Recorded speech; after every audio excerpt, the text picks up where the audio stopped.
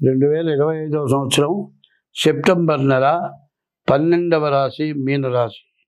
ఈ మీనరాశి కూడా సరిగా చెప్పాలంటే బాగాలేదు. ఎందుకంటే ఇప్పుడు జూలై నుంచి నవంబర్ వరకు ఎవ్వరికి ఎట్టి పరిస్థితుల్లో బాగున్నది అని చెప్పడానికి అవకాశం లేదు. ఈ మీనరాశికి శని వచ్చాడు.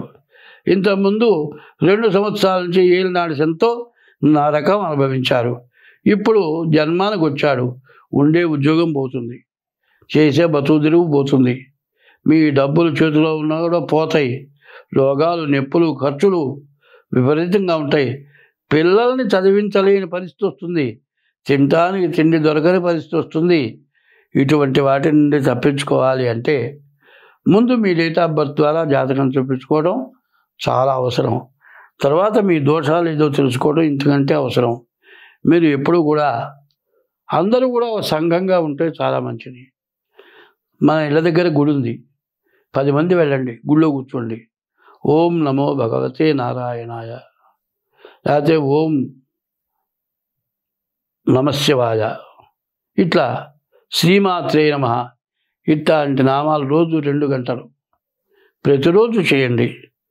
మీరు చేసింది కాక కొంతమంది చేత చేయించండి.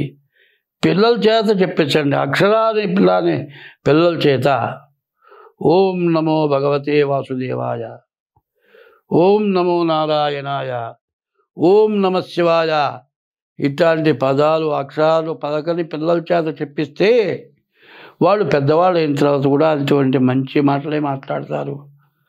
వాళ్ళు మంచి దైవనామాన్ని స్మరిస్తే మీ జన్మ తరిస్తుంది. కాబట్టి మంచి చెప్పడం చాలా పోయింది, చెడు చెప్పడం ఎక్కువైంది. పల్లెటూళ్ళల్లో రైతువారీగా వ్యవసాయం చేసేవాళ్ళు చుట్టగాలుస్తారు. చుట్టగాలుస్తూ మనవణ్ణి ఎత్తుకుంటారు. వాడు చుట్టగాల్చడం చూస్తాడు. ఈ తాత ఏం చేస్తాడు, మనవని నోట్లో పెట్టారే చుట్టగాల్చడా అంటాడు.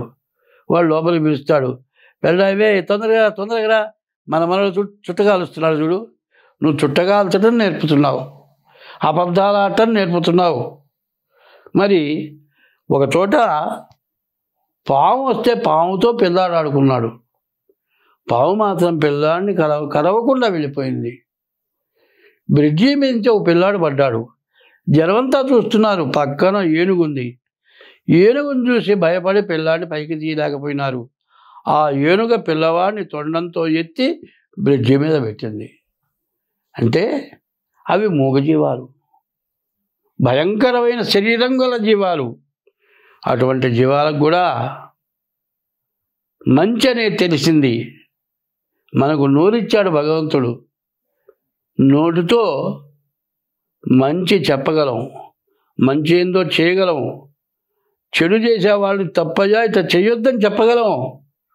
అటువంటి వాళ్ళని మనం మంచి చెప్పటంలే. ఓ చోట చెప్పాడు, బ్రాహ్మణానాం అనేకత్వం, బ్రాహ్మణులకు ఏకత్వం లేదు. గజానాం అతి నిద్రయోహో, ఏనుగులు విపరీతంగా నిద్రపోతాయి.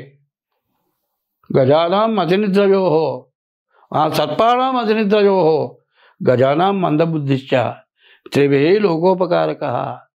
బ్రాహ్మణులకు ఏకత్వం లేదు. అందరూ పండితులే.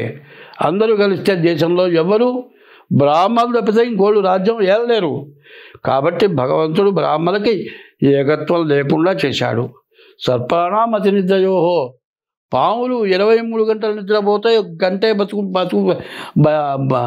బయటకు వస్తాయి. ఆ గంటలో ఆహారం తినిపోయి పడుకోవాలి. అందువల్ల సర్పాలు ఎవరిని కరవలేకపోతున్నాయి. గజానాం మందబుద్ధిశ్చ, ఏనుగులు పడుకున్న చోటు నుంచి లేవలేవు. దోమ ఏనుగు కంటే పెద్దదిగా కనపడుతుంది. ఏనుగుకి భయం ఎక్కువ. అట్లాంటి స్వభావాలు భగవంతుడు పెట్టాడు. ఏనుగు తలుచుకుంటే దేశాలు బతకవు. సర్పం కరవటం మొదలు పెడితే ఎంతమంది అయినా కలిసి కాటేసుకుంటూ వెళ్ళిపోతుంది, ఎంతమంది అయినా చస్తారు. ఒక బ్రాహ్మణ్ నాశనం చేయాలంటే చేయగలడు. ఆ బ్రాహ్మడికి ఆ బుద్ధి ఉండదు. అటువంటి బుద్ధులు భగవంతుడు మనకిచ్చాడు. అటువంటప్పుడు మనం మంచి చేసే జ్ఞానం, మంచి బుద్ధి మనకిస్తే మనం మంచి చేయకుండా చెడు బుద్ధి కలిగి మనం బాగుండాలి, అవతల వాడు పాడైపోవాలి అనేటువంటి స్వార్థంతో ఎంతైనా దోచుకొని తిని అందరినీ ఇబ్బంది పెట్టి మనం బాగుపడాలని పోగు చేసుకొని ఇట్లా సంపాదిస్తే మన పిల్లల్లో ఒకడు దుర్మార్గుడై ఉండి నీవు సంపాదించిన కోట్లు మొత్తం నాశనం చేసి నిన్ను చావగొట్టి దేశంలో ఇంతటి దుర్మార్గుడు లేడు అని అప్రతిష్ట తెస్తున్నారు. అన్యాయంగా సంపాదించిన డబ్బు ఆ విధంగా నిన్ను, నీ వంశాన్ని, నీ కుటుంబాన్ని నాశనం చేస్తుంది. ధర్మంగా సంపాదించిన సంపాదన వృద్ధి చేస్తుంది.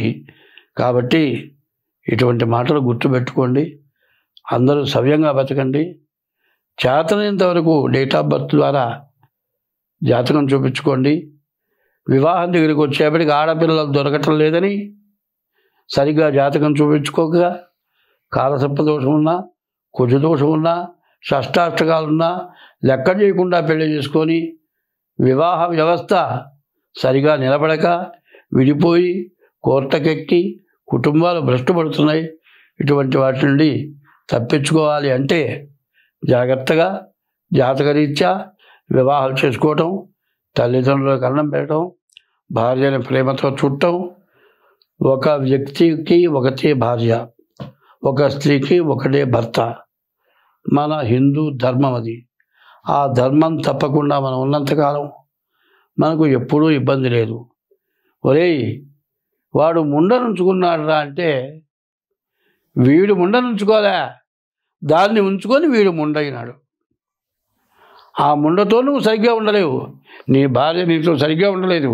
నీ భార్య వెళ్ళిపోతుంది.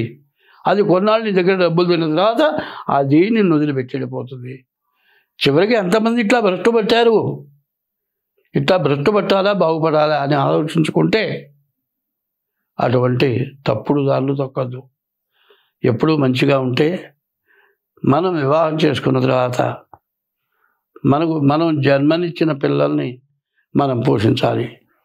తగాదా పెట్టుకొని విడబడి విడాకులు తీసుకొని చెరువు పెళ్లి చేసుకుంటే, తల్లి రెండో పెళ్లి చేసుకుంటే ఆ మగుడిని మొదట పుట్టిన పిల్లల్ని చూస్తాడా? తండ్రిని రెండో పెళ్లి చేసుకుంటే రెండో భార్య కన్న పిల్లలను చూస్తుందా? పిల్లలు భ్రష్టుపట్టిపోతారు. నీ కుటుంబ వ్యవస్థ దెబ్బతింటుంది. ఇవన్నీ బాగా ఆలోచించండి. మంచిగా చెప్పింది మంచి చెప్పారని ఆలోచించండి. ఏదో చెబుతున్నాడు, విమర్శిస్తున్నాడు, నీకెందుకయ్యా ఈ మాటలు? కొంతమంది ఫోన్లు చేశారు. ఎంతమంది ఫోన్లు చేసినా నేను తప్పు మాట చెప్పటం లేదు, నేను ఏ స్వార్థంతో చెప్పటం లేదు. అందరూ కూడా మీకు నచ్చకపోతే వదిలేసేయండి, నచ్చితే చూడండి. నేను చెప్పింది బాగుంది అని గనక తోస్తే సబ్స్క్రైబ్ చేయండి. స్వస్తి.